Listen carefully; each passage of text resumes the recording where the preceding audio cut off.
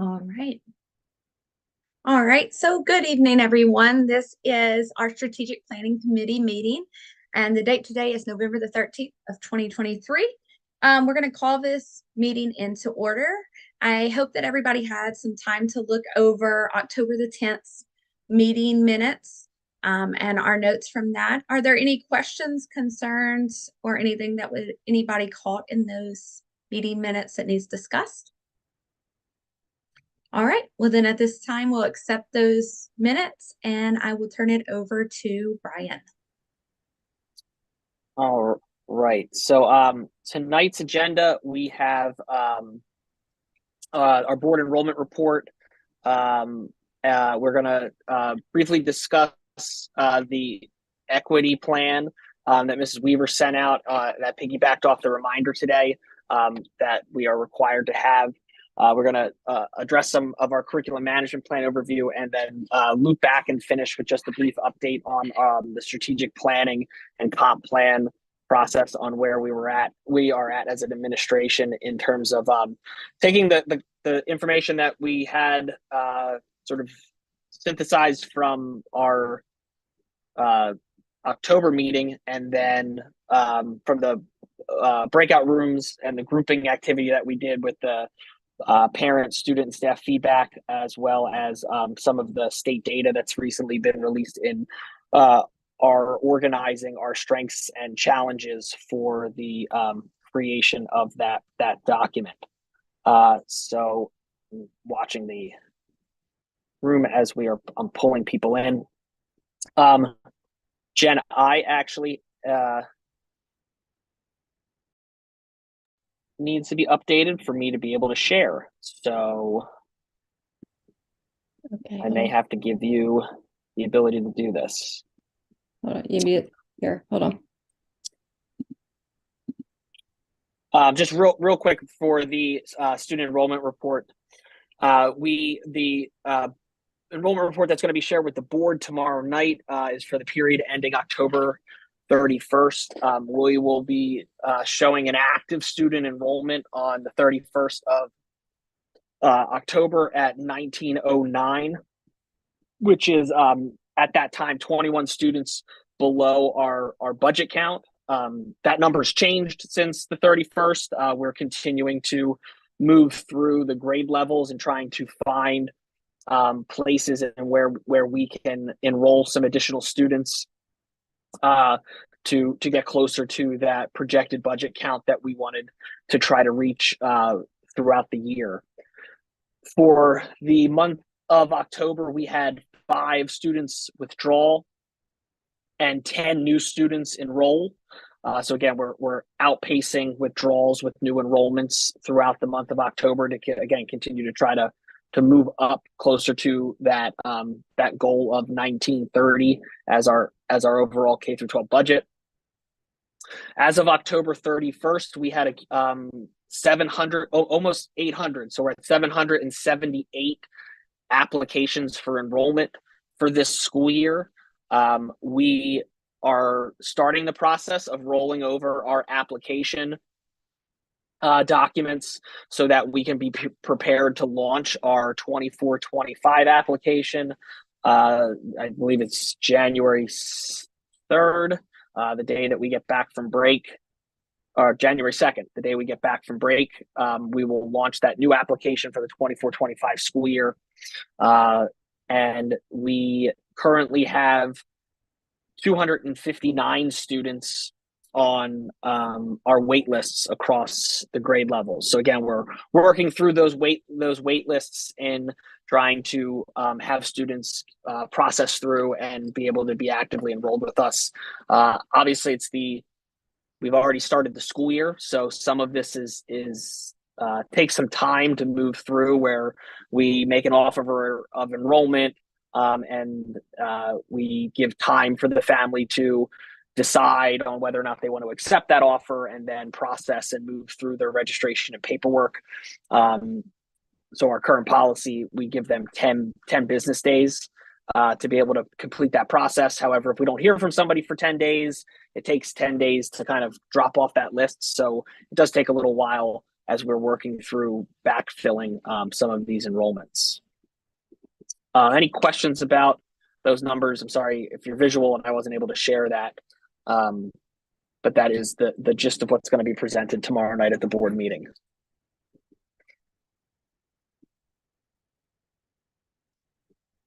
All right. Next up is the Equity Action Plan review. So Jen, are you able to, and then for your other presentation, are you able to share if you want? Otherwise, I don't want to close the room by accident.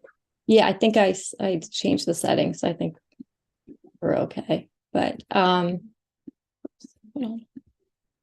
All right. So yes, I shared the equity plan with everyone a little bit ago.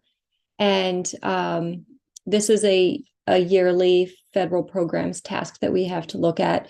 And it does a couple of things. It serves the purpose of us looking at the number of instructional staff that are considered new, which means less than 3 years experience, and also looks at the number of students who are identified as receiving free and reduced lunch or considered a minority. And in looking at all of those numbers, really seeing if we are placing some of our novice or newer teachers with some of those minority groups or students receiving free and reduced lunch at a disproportional rate. So that's what those numbers mean. I can pull it up in 1 second. I can switch here.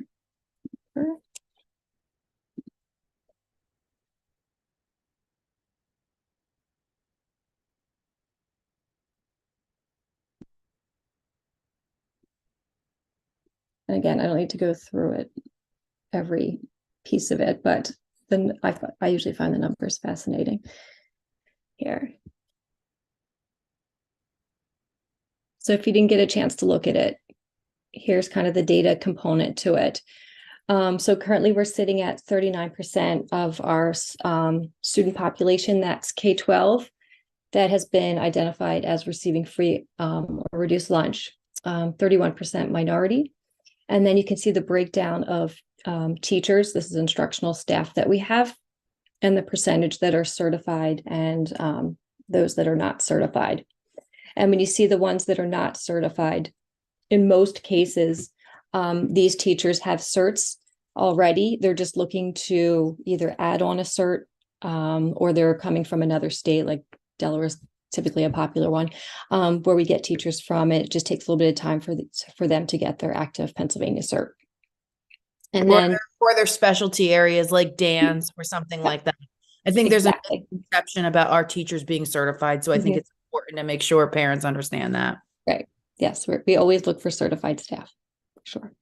We have certified staff. I think that's what I want the takeaway to be. This is a cert that's converting or a specialty area.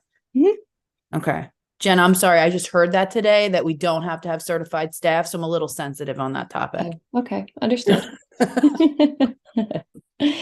Well, I think given the number of instructional staff, only 6 that are going through that out of the 140 is a good place to be. And then of our, it's the number of not new teachers, that's, and the number of new teachers. So new is defined as 3 or years less experience. So 19 of our staff are considered less than 3 years experience. And that's not just at AGCS, that's anywhere, teaching anywhere. So we may have a lot of new staff to our building. A lot of them do have experience. So if you look down at the summary of findings, that our poverty rate has gone up this year compared to last year. Last year's at 31%. And like I said, this year at 39%.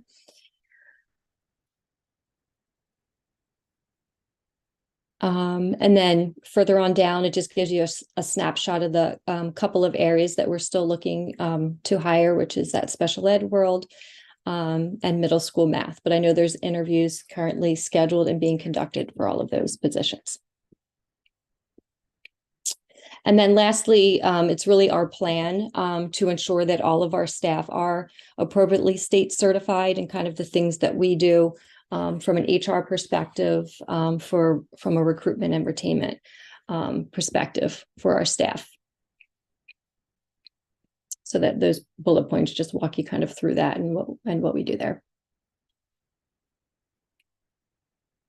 So I don't know, I'll just open it up to the group. Did anyone have any input or feedback about anything that was written in the current equity plan?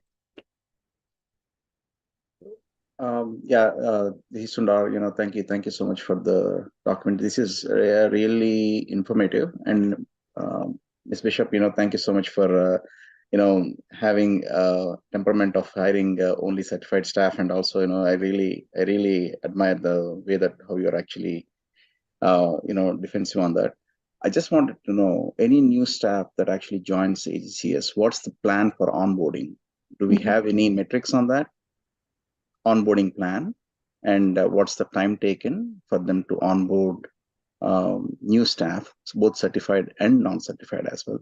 Whether or not they're coming from different school districts, or whether or not they're coming from different work areas, maybe.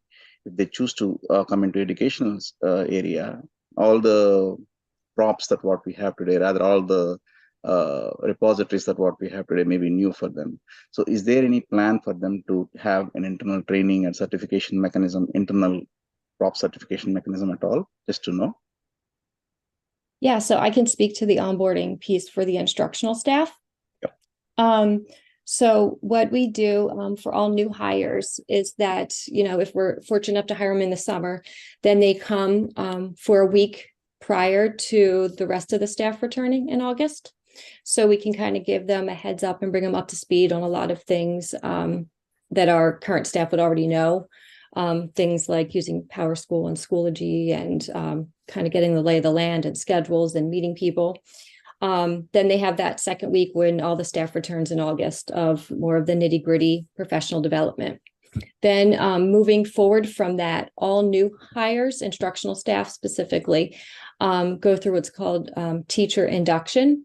And they do that for the entire year, regardless of the amount of experience they have, whether they're brand new to education or if they've taught 20 years somewhere else, because we feel like it's important to have that ongoing support and those touch points throughout the year to help them understand our climate and culture and have them with a level of support that they may not get from peers or colleagues.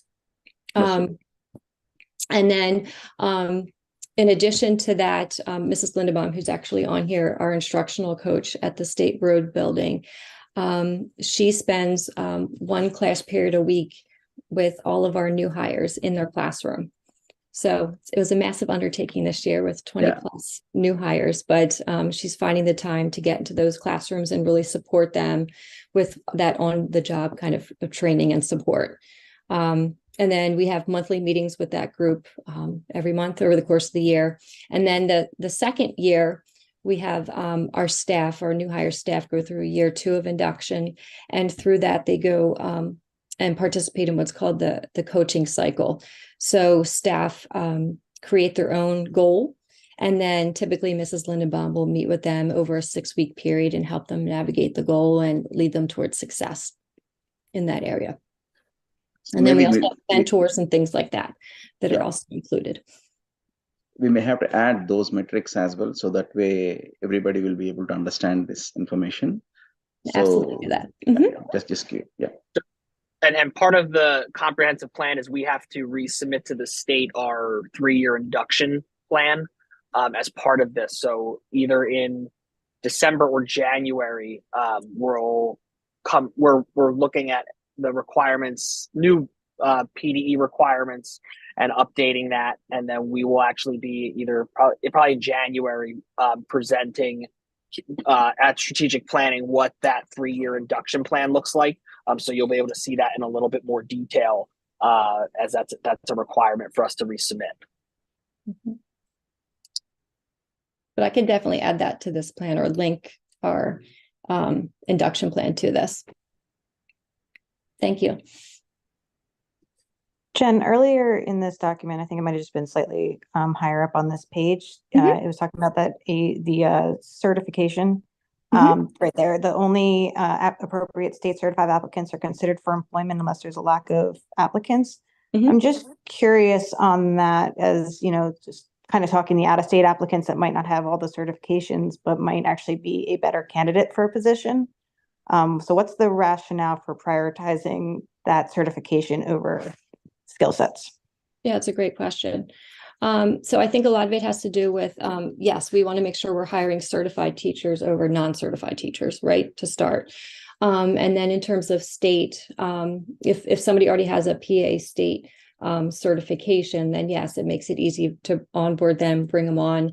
We don't have to worry about the red tape coming from another state, because Pennsylvania, though they've loosened some of their requirements for out-of-state certifications and rolling it over into Pennsylvania, they're not a reciprocal state like some other states are, where I think it's like Delaware and Jersey. If you have one of those certs, you can go to one of those states easily, and it counts as one of their, state certifications, teaching certifications, where Pennsylvania is a little more tricky, and sometimes staff have to take classes and courses in order to match their out-of-state certification to a Pennsylvania one. So it can kind of lengthen the time in which someone is able to do that, and kind of slows down the hiring process. So that's part of the reason why we look at PA state certed folks first. But that doesn't mean that we just completely negate someone with an out-of-state cert either. Okay, thanks. Mm-hmm.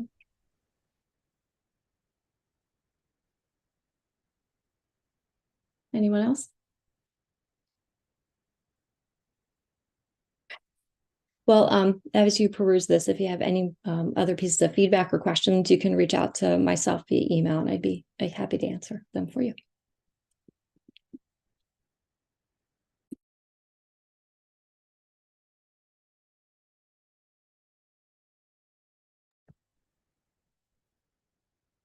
All right. Is it now my turn, Brian?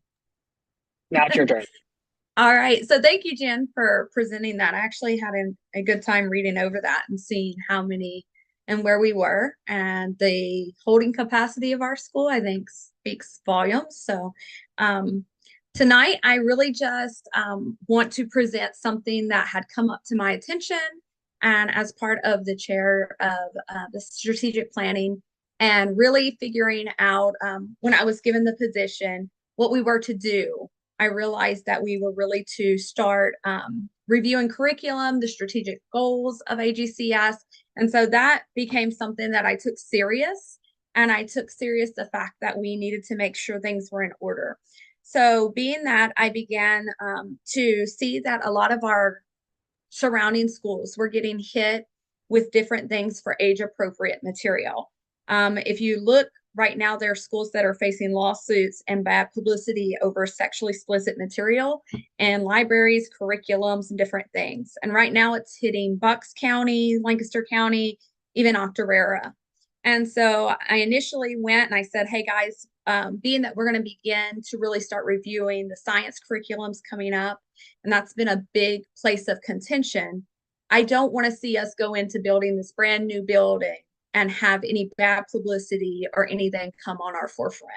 So let's be prudent, let's be ahead of the ball game, and let's make sure that we have everything in order and in line, so that we're making sure we're hitting those age appropriate curriculum, protecting the children from anything that would be sexually explicit, and making sure we have all that set in place. So with that being said, I talked to Brian and I talked to the board, and the board said, we're going to give that back to the strategic planning to make sure that it's covered and to present to us where next steps we need to take.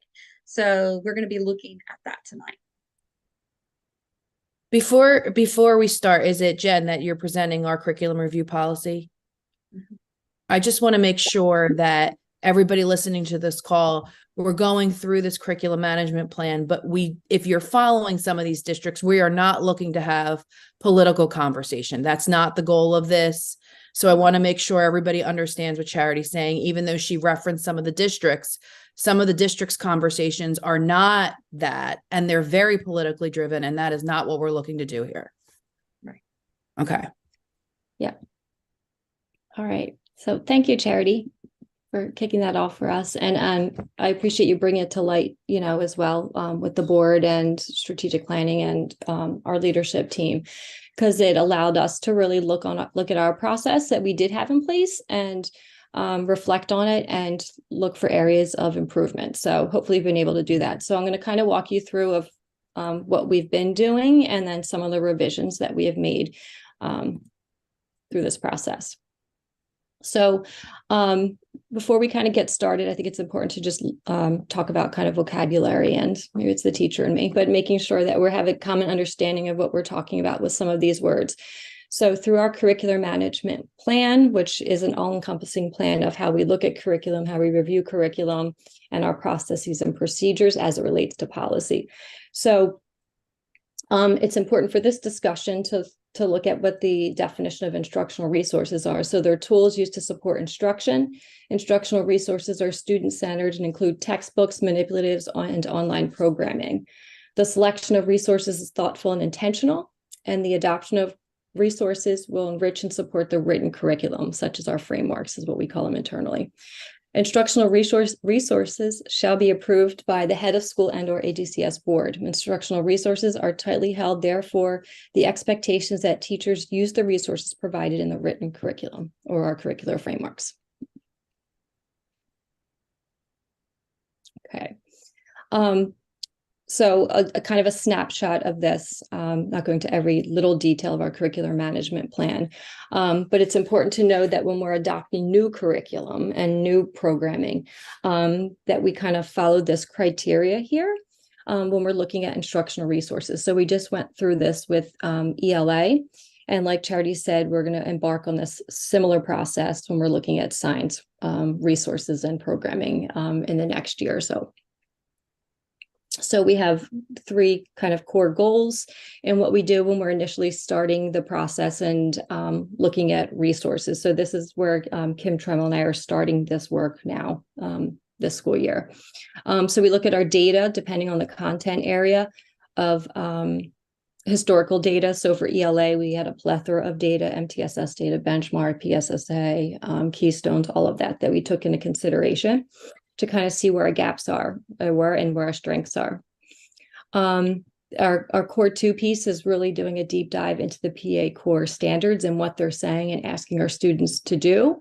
As much as we don't like standards, and some of us may not look favorably on standardized testing, at the end of the day, that's what holds us accountable.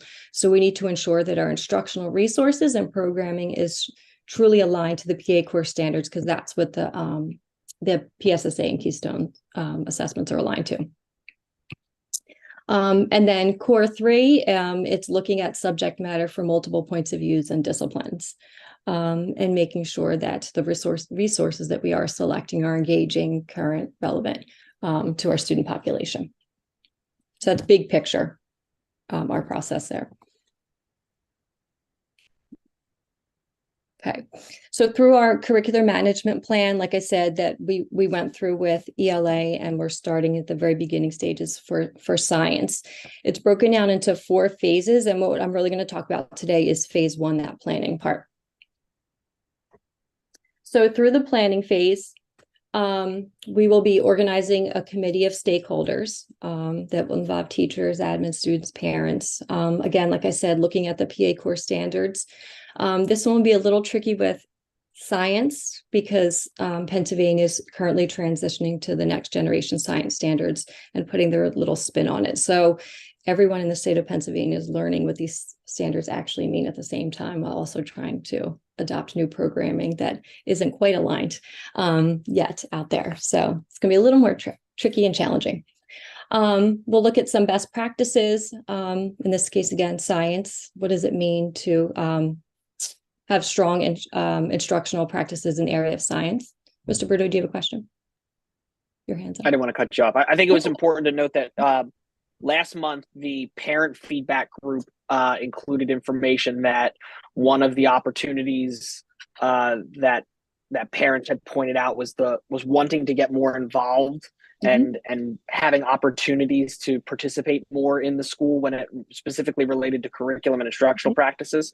So when we were talking about this over the last month, we noted the need to make sure that last group of stakeholders in the parentheses there being parents really we needed to make sure that we emphasized more and shared that information more, that those opportunities are there to be a part of this process. I think we've sent it out in the past, but didn't always get bites or or people Mhm. wanting to participate, but just making sure that parents are aware that these opportunities exist, Mhm. whether they take advantage of them or not, so that data statistic in survey data is a little bit more favorable next time. Right. Yeah, and I agree. And that's something we reflected on even last year going through the ELA curriculum review process, is that we needed to bring in families, parents, and anybody who wanted to participate in that committee work. So with the ELA work last year, that was our first go at it internally. And I think it was important for us to look at it and look at the process that we went through and adjusted things.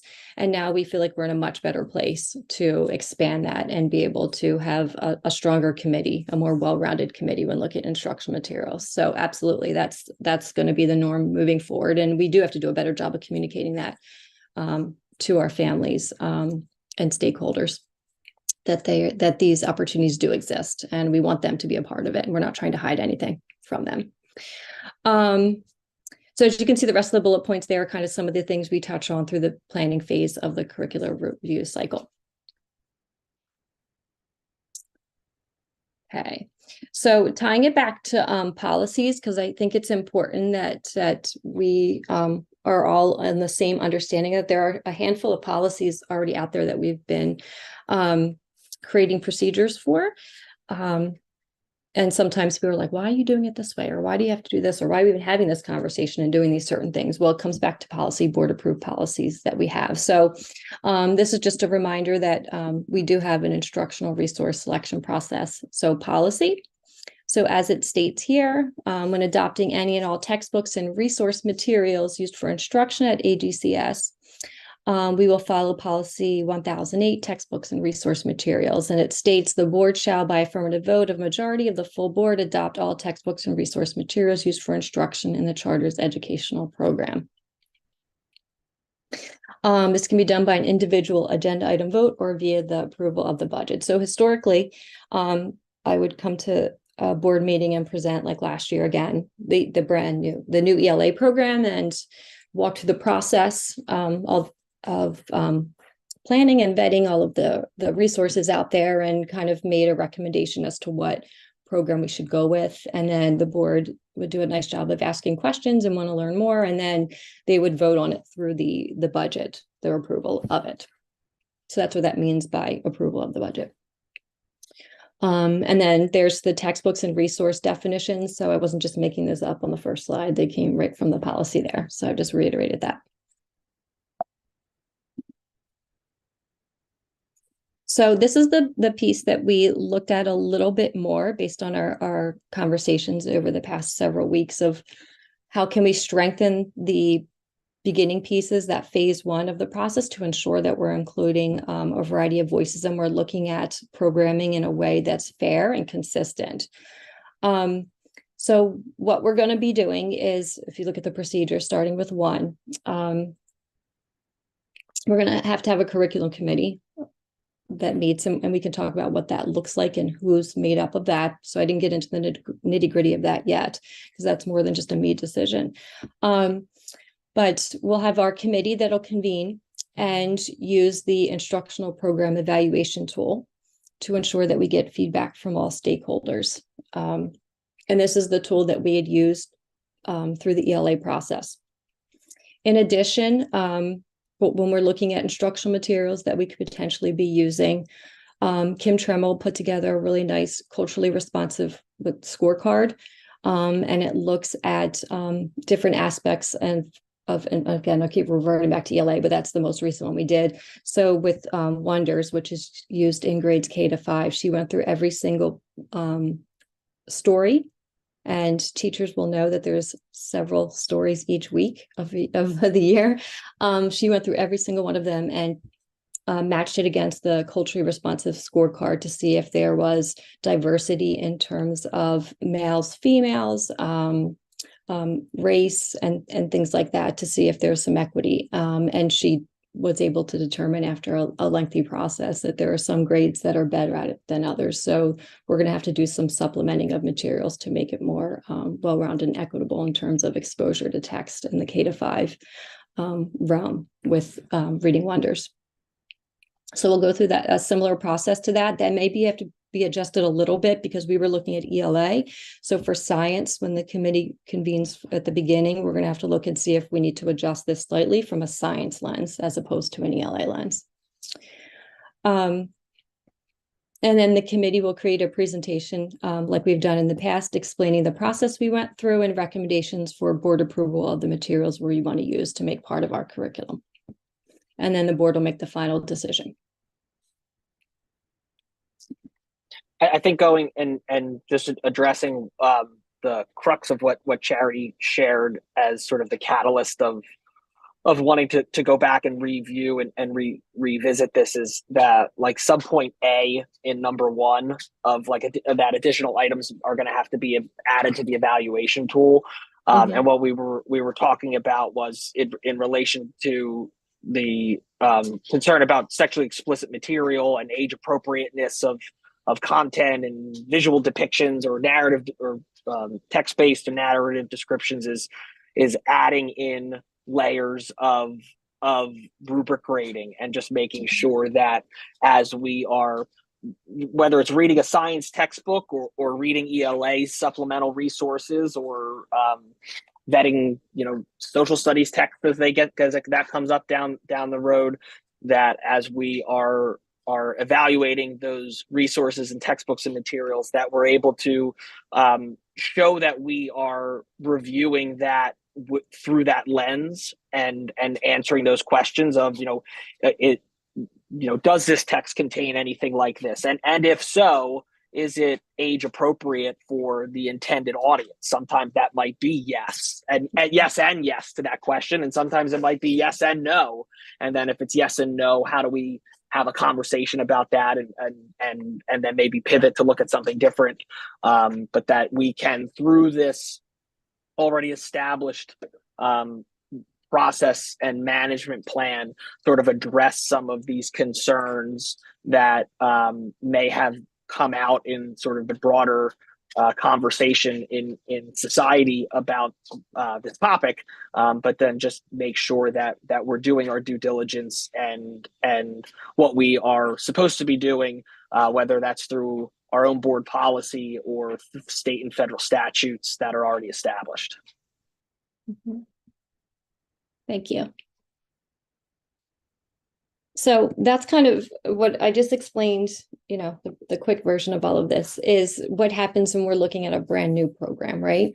So like with science coming up through our curriculum review cycle, we have licenses expiring for a lot of our science programs, plus with the new standards. Those are all reasons why we need to focus on science right now. But there's another one, maybe 2 offshoots of this as well, is we have our curricular frameworks, like ELA, for example, that we have programming that we vetted this through this process. And we're saying, okay, all of these texts will work. We've looked at them, no glaring issues, that sort of thing.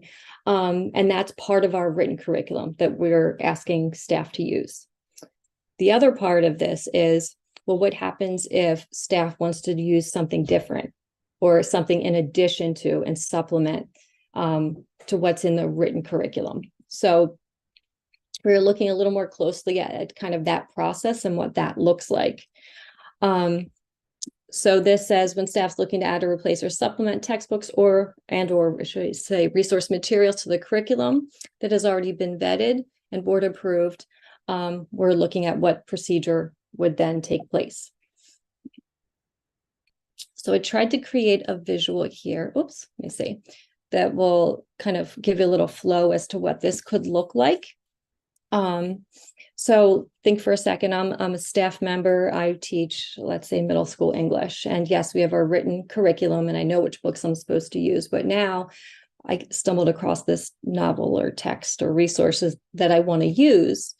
Well, we don't want it to just land on that one teacher to say, oh, here's the decision I want to make and use this. And it may go against everything that we believe as a school, or may not fit the curriculum, or whatever the case may be, or it may be a great supplement that we might ultimately want to add into the program. But it should still be a decision that's part of the team and everyone's involved in. So how this would work is the staff member has this idea, I'd like to use this instructional resource.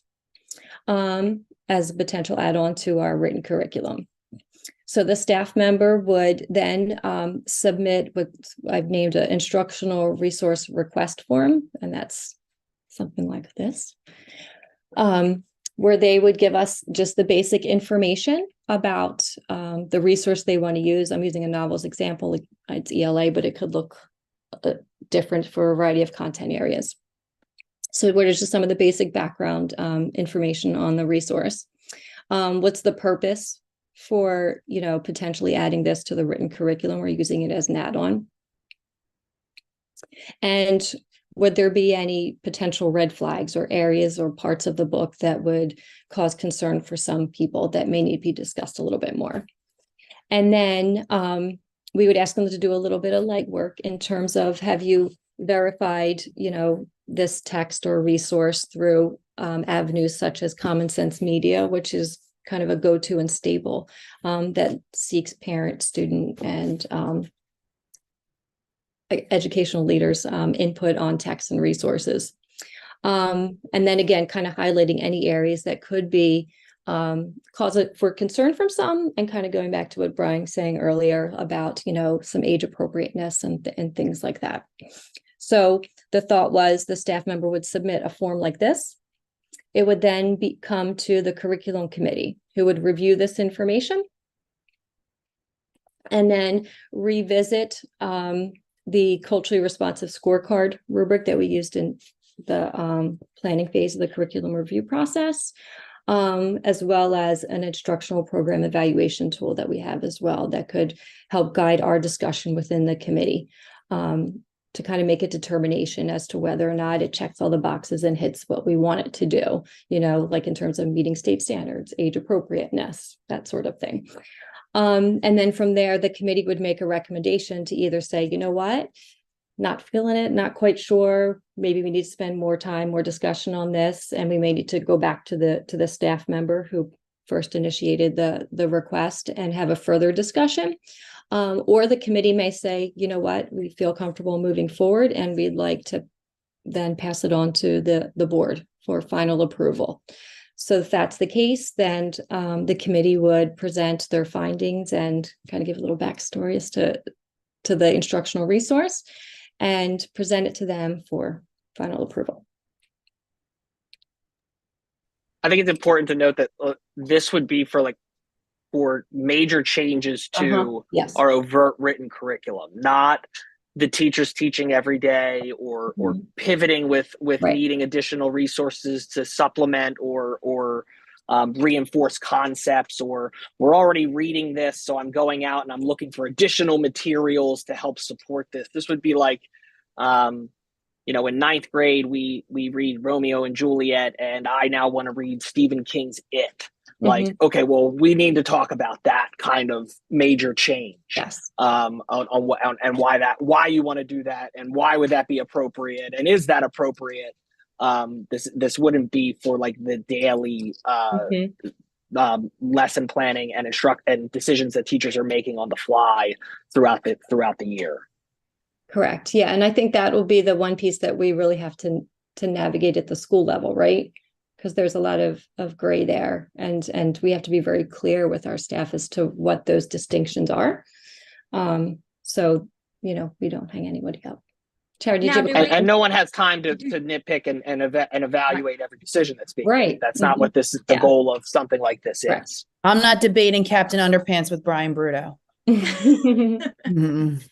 Now, I have a quick question. If, we do deem, being that I have an older high school student, I get that there's more things that culturally are going to come up. There's more things that sexually are going to come up. Do we have a parental sign sheet where if we okay something, that the parent does get alerted that this book's going to be read in class and it has this kind of material in it, and the parent signs off on that? How does that go? So part of our process is that when we are working through building these frameworks, and when we actually pass this policy, a lot of these curriculum policies list that we're going to be developing a list of readings and materials that are available to parents, that parents always have the ability to make a request to review over the curriculum maps and what is being read and being taught. Most of the time, the opt-outs are not, it's not opting into everything. You're opting out of things. I would like my child not to participate in this, just like you see in state assessments, and we have to provide them something else, as opposed to saying to all students, this is what we're going to be doing, and you need to sign up to do it. If that makes sense. It's kind of the opposite way. Opt out. Yeah. Right. So So we do I have an think that opt out way. so parents can always choose to not have their child be exposed to things where that can get difficult. Respecting every family and every parent's right and decisions to do that, it does become difficult then sometimes on, all right, well, if the entire ninth grade is reading Romeo and Juliet for the next 6 weeks, and you don't feel comfortable reading Romeo and Juliet, like, what are we supposed to do with your kid for 6 weeks of English class? So it does get a little difficult sometimes when, and that's why I think we have to be methodical and thoughtful about what is the overt portions of the curriculum that we're saying all students are going to be asked to participate in and exposed to, versus what might be choice-based things where, if you want to read something in addition to, and every kid gets to pick their own book, that's really up to them. And then it's the parents have to be a little bit more involved in that. But I think that's just something to be wary of when we're talking about the what can happen. And that's, again, an extreme example of when parents do exercise that right, and it is their right. So I'm not saying that they shouldn't. It's just there's a school's perspective of it, that can be difficult then to educate a child that doesn't then need sort of their own homeschool program, if that's the length in which a family might want to go. But I think then by having that information available up front, and families can say, my child's going into ninth grade, lit and comp, and I now have accessible to see sort of what's covered over the 36 weeks and generally what they're going to be reading. There's probably only a handful of parents who really want to get into the nitty gritty of standards and all of that stuff, but give me an overview of what they're covering and what we're reading, and I can then do my own homework on things. That is the goal then to have available through this process. Right. Yeah, it's also why, what, and when, right? So what is there within the curriculum plan, and why is it there? Isn't it the responsibility of the counselors who can actually go to the parents and educate them to say that this is existing, or this is actually being taught at school because of these reasons? And as you said, Mr. Bruto, that parents can make a decision based on the type of content that they're actually doing, but they should be also educated some kind of intelligence to say, okay, your child needs this, right? So counselors must be able to educate the parents as well, to tell them that your child needs this because it's actually at this age it needs to be educated on this manner, right? Isn't it? Like, within the CAP, which is in the curriculum action plan or curriculum plan, parents and counselors may also have to be participating in that to concretely have more consolidated way of how to look at it. Yeah, and that's why I think it's important from the beginning, right, to have as many, a variety in the committee in which it's looking at the curriculum and the frameworks from the very beginning, right? Because it's much easier at the beginning of the process when you're looking at things to kind of have those conversations and be on the same page about what we ultimately want to adopt, then go through the process and then have to go back to it. I think it makes it a little more challenging.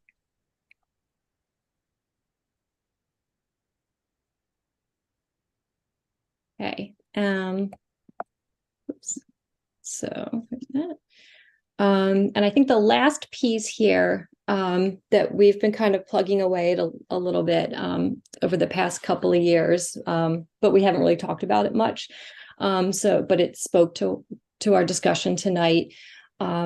So that, yes, so we have the written curriculum and the approved curriculum, right, through the frameworks. Then we're looking at the process we just described as, well, what do we want to do if we want to supplement with something, a resource into our curriculum? The other piece is the books and resources that we have available in our libraries. The collaboratory has hundreds of books now at this point in it. And then we have the classroom libraries as well. Mm-hmm. So, you could argue, I guess, one way or the other as to whether or not they're part of the curriculum or not, because they're in the schools, right? But we're not forcing kids to read any of these books. So internally and at the leadership level, we've been talking a lot about just taking all of the books and that we have available in classrooms and collaboratories and libraries and compiling all those book titles into one concise list and location, so that if someone had a question about a book that we had within the school, any one of us could easily search up the book and see if it's available. So what you can see here is, the start of the list that we've been working on. So by the winter of 24, we'll have the finalized list of all the novels and books used for instructional purposes through our written and approved curriculum in one spot. So right now it's, I think there's like 12 tabs on a spreadsheet, right, that we're compiling to make sure we have it all listed. And we're going so far to put title, author, ISBN number, all of that. So it's not just the name of the book and moving it on. We want to make sure that we're referencing the correct and most accurate titles that we're using. So if someone did want to know more about what we were using for instructional purposes, we could give them accurate information.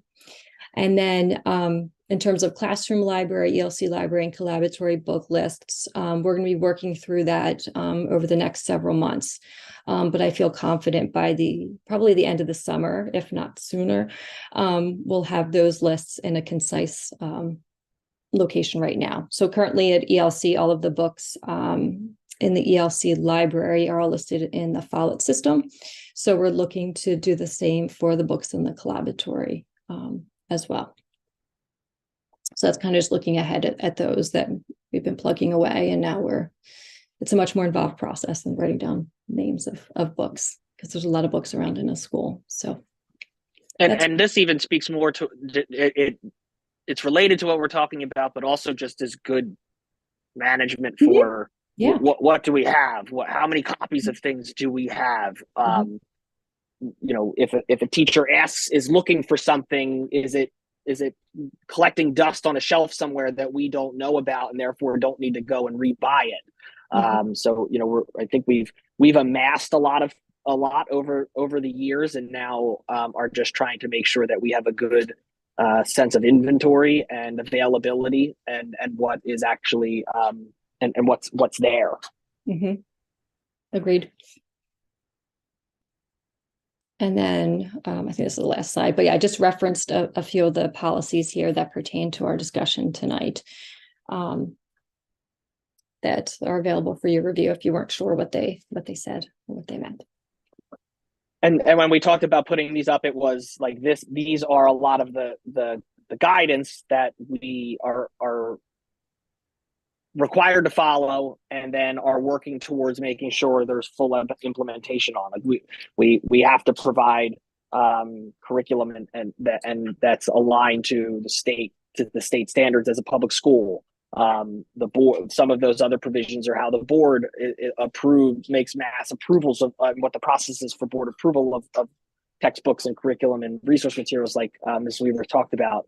And then if you look at our acceptable use policy in terms of sort of linking back to, again, the catalyst of revisiting this, our acceptable use policy, which really is designed more towards access to the internet and digital resources and computer use. But as a school, we're bound to make sure that we protect children and minors from child pornography and content that is deemed harmful to minors. And there are both state and federal definitions of that that we're required to follow. And when we're talking about age, again, the catalyst of discussing age-appropriate material for minors and for students. So when we were discussing this, we were kind of looking at there's all these policies that we're required to follow, there are state and federal statutes and laws, and there's state and federal definitions to some of these things of concern that we're required to follow, so that if we can, through the curriculum management plan, show that, look, this process sort of ties all of these things together in a thoughtful and transparent and collaborative way, that we can make sure that we're meeting all of these expectations, we're addressing we're addressing any concerns that may have come through, and then we're also providing everybody the ability to be knowledgeable and be able to answer questions about what is our process, how do we go about those things, what is available, how do these things get passed, which I think is really the start of very important conversations that, whether you're board members or school employees or parents, that if we're knowledgeable through this process, that can be the sometimes the start and the end of that conversation of this is what we do, this is how we do it, and I know of that, and I'm comfortable with that.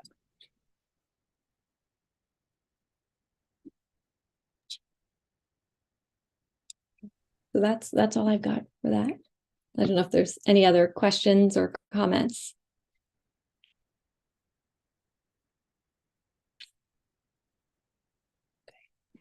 Great. All right. So the last agenda item, and again, I'm not able to share, but that's okay. So the last meeting that we had done that breakout group activity where we did the swatting matrix from the staff, student, and parent feedback surveys that were sent out as part of the comprehensive planning process.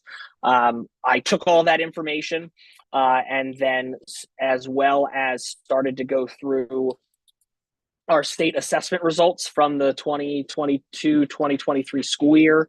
The state and district comparison information was just released on Friday, and Ms. Tremmel will be making a presentation at the board meeting tomorrow night going over all that information.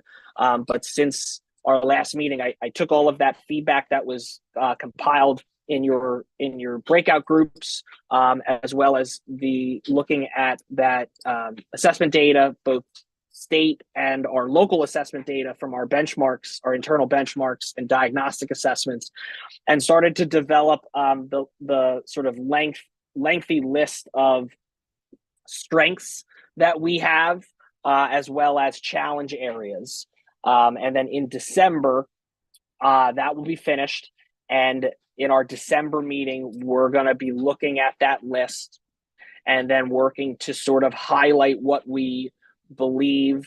The administration will do this before the meeting, but then also as a group looking at what administration identified, as well as getting feedback from the group on what other additional ones might need another look at, or some additional emphasis.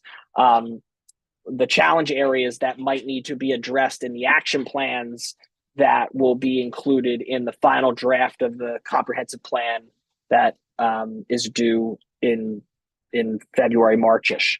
So that will be the December meeting of looking at those strengths and challenges document, and then all sort of that, I guess it's aggregated information into one place. So that's what we'll be doing at our December meeting.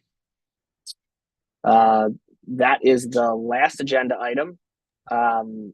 The only thing as a reminder is that our next scheduled meeting is December 11th. So that's Monday, December 11th. That's again, because of the holiday, the board moved their monthly board meeting back to Tuesday the 12th, which is the second Tuesday when we typically meet. So we rescheduled our meeting for Monday the 11th. And that is everything on the agenda tonight. All right. Is there anything anybody would like to add, or any questions before we go ahead and adjourn the meeting tonight?